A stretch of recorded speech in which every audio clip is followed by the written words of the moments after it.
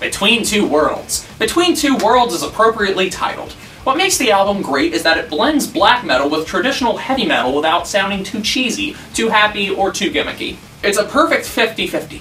The band has stated many times that it's pure Bathory worship, and it sure is. In fact, one of the songs is actually a lyrical tribute to the late, great Quorthon. But you can also hear it in the vocal delivery and the atmosphere.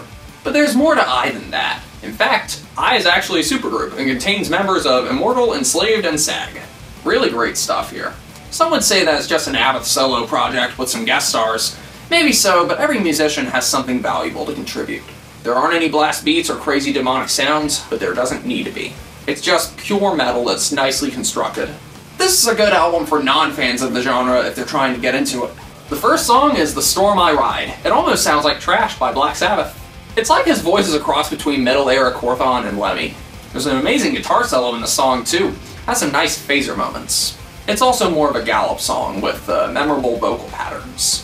Warriors! Mid-tempo coldness. Melodic and somewhat progressive. It's march-like, but it's also stomping.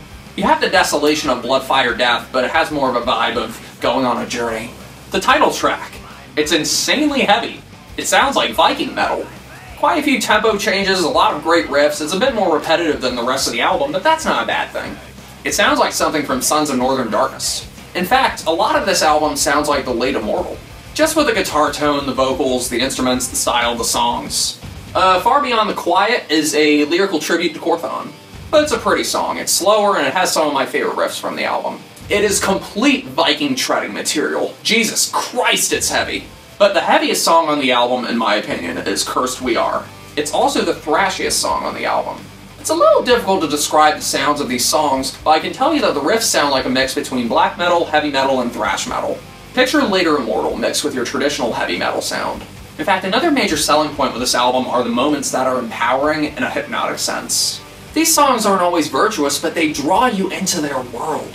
Not to mention the production is awesome. The atmosphere is very cold and heavy.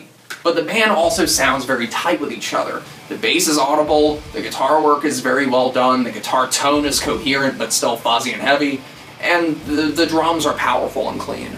His beats are nice and they're somewhat minimalistic, as he doesn't use a lot of fills.